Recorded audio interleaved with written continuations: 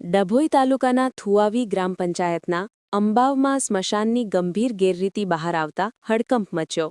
ડભોઈ તાલુકામાં ભ્રષ્ટાચારની બોલબાલા જોવા મળે છે. ડભોઈ તાલુકાના થુવાવી ગ્રામના અંબાવમાં સ્મશાન 3 લાખના સ્મશાનમાં ગંભીર ગેરરીતિ હોવાનું બહાર આવવા પામી છે. ડભોઈ તાલુકાના થુવાવી ગ્રામ પંચાયતમાં ગત ગ્રામ પંચાયતની ચૂંટણી હોવા છતાંય ગ્રામ પંચાયતમાંથી નાણાં ઉઠાવી લેવાયો છે. ચૂંટણીની આચારસંહિતાના લીરે લીરે ઉઠવા પામ્યા છે. ડભોઈ તાલુકા વિકાસ અધિકારી તાલુકાના વિકાસ કામોના ભ્રષ્ટાચારોમાં રોજ ડભોઈ તાલુકાના અંબાવ ગામના નવા ભ્રષ્ટાચાર બહાર આવે છે. ના સ્મશાનમાં ભ્રષ્ટાચાર દેખાઈ રહ્યો છે. ડભોઈ તાલુકાના અંબાવના સ્મશાનમાં બીયુ સર્ટિફિકેટ માર્ગ મકાનના ઇજનેરના બીયુ સર્ટિફિકેટ કેવી રીતે આપવામાં આવેલ છે, જેને લઈ તાલુકામાં તરહેની ચર્ચાઓ ઉઠવા પામી છે. ડભોઈ તાલુકાના કેટલાય ગ્રામોમાં વિકાસના કામોમાં ગંભીર ગેરરીતિ હોવાનું જાણવા મળ્યું છે. ડભોઈ તાલુકામાં અંબાવ ગામમાં પણ ભ્રષ્ટાચારની બોલબાલા બાદ થુવાવી ગ્રામ પંચાયતમાં ભ્રષ્ટાચારની બોલબાલા થતાં તાલુકાનું રાજકારણ ગરમાયું છે. ડભોઈ તાલુકાના થુવાવી ગ્રામ પંચાયતના સ્મશાનની જાહેર માહિતી અધિકારની અરજી ભાવેશ પટેલ દ્વારા કરવામાં આવી,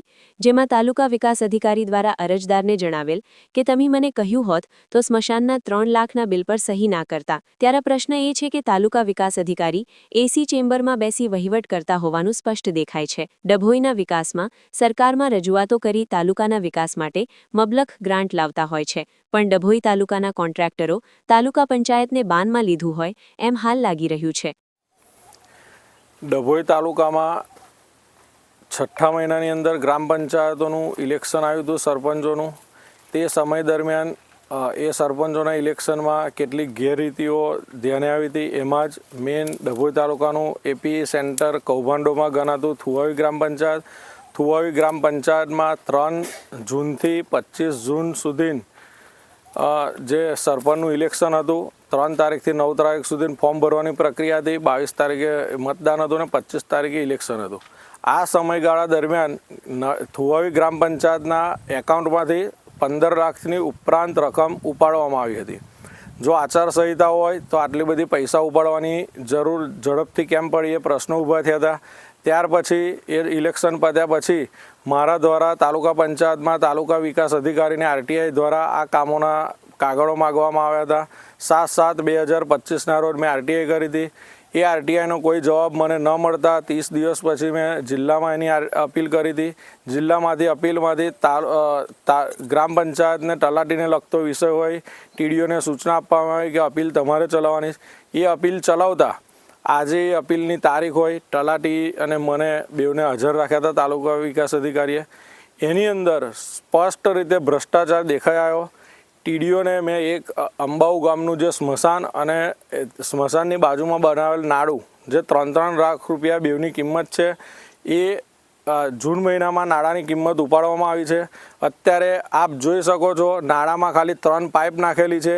આ નાડું મેક્સિમમ 1.5 કે 2 લાખ રૂપિયામાં જ બનતું હોય એવું કોઈ ધારાધોરણવાળું 3 લાખનું એસ્ટિમેટ નથી કે 3 પાઇપનું આ નાડું બની શકે. એટલે સ્પષ્ટ રીતે ભ્રષ્ટાચાર દેખાય છે. અપીલની અંદર તાલુકા વિકાસ અધિકારીને આની ચર્ચા કરતા તાલુકા વિકાસ અધિકારીએ મને એવું જવાબ આપ્યો કે આની અંદર તમે મને ધ્યાન દોર્યો તું આ ફાઇલમાં સહી ના કરત. તો મેં એમને જવાબ આપ્યો કે શું ખરેખર સરકારે મને નહીં મેલો છે અધિકારી તરીકે આ બધું ચેક કરવા માટે, કે તમને પગાર જો સરકાર તાલુકા વિકાસ અધિકારીને આલતી હોય તો અમે તો એક આમ પબ્લિક છે, અમારે દેખરેખ આ બધી રાખવાની નથી હોતી. તદુપરાંત આ તાલુકા વિકાસ અધિકારીને એવું પણ મારા દ્વારા કહેવામાં આવ્યું કે તમે ટેબલ ઉપર જે ફાઇલો આવે એની ઉપર જે વજન હોય તમે ખુરશીમાં બેસીને જ એની સહી કરી દો છો. એ આ સ્પષ્ટ થાય છે અને ખરેખર એવું જ ડભોઈ તાલુકામાં ચાલી રહ્યું છે.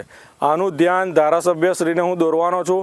ગુજરાત સરકારમાંથી જે પણ કંઈ ગામડાઓના વિકાસ માટે પૈસા આવી રહ્યા છે, ડભોઈ તાલુકામાં અત્યારે આ બહુ મોટો ભ્રષ્ટાચાર થઈ રહ્યો છે કે ટેબલ પર ફાઇલ મૂકો, પૈસા મૂકો અને સહી કરાવી દો.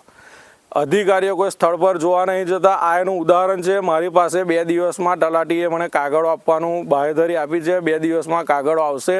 ફરી હું મીડિયા સમક્ષ એ કાગળો આપીશ અને આનાથી વધારે હજુ બીજો કયો ભ્રષ્ટાચાર છે જ એ હું તમામ એનો જાહેર કરીશ. અને આમાં મારી પાસે પૂરતા કાગળો આવ્યા પછી જિલ્લામાં અને ગાંધીનગર લેવલે હું આની તપાસની માંગ કરવાનો છું. અને તાલુકા વિકાસ અધિકારીએ તો મને એટલા શબ્દોમાં કીધું કે જ્યારે આનું તપાસ થશે અને આનું જ્યારે કૌભાંડ પુરવાર થશે ત્યારે જે થશે એ જોઈ લઈશું. તો શું આવા તાલુકા વિકાસ અધિકારીને આટલો બધો કોનો એમને બેકગ્રાઉન્ડ છે એ કોના પ્રતાપે આવું બોલી રહ્યા છે? શું અધિકારીઓને કોઈ ધાક જ નથી રહી? સરકારના પૈસા આવે મન ફાવે એવી રીતે ઉપાડી લેવાના, મન ફાવે એવી રીતે કામો કરાવવાના. તો ખરેખર અધિકારીઓમાં ધાક નથી રહ્યું સાબિત થાય છે. અધિકારી જો આવું મને કહેતા હોય કે જ્યારે ભ્રષ્ટાચાર આવશે ત્યારે જોઈ લઈશું, એમને કોઈ પ્રકારની બીક રહી નથી. અને હજુ 2 દિવસમાં કાગળ આવશે ત્યારે એનું હજુ આગળ આપણે એની માગ કરવાનો છું અને એમાં હજુ વધારે કૌભાંડ આવશે એની હું બાહેધરી આપું છું.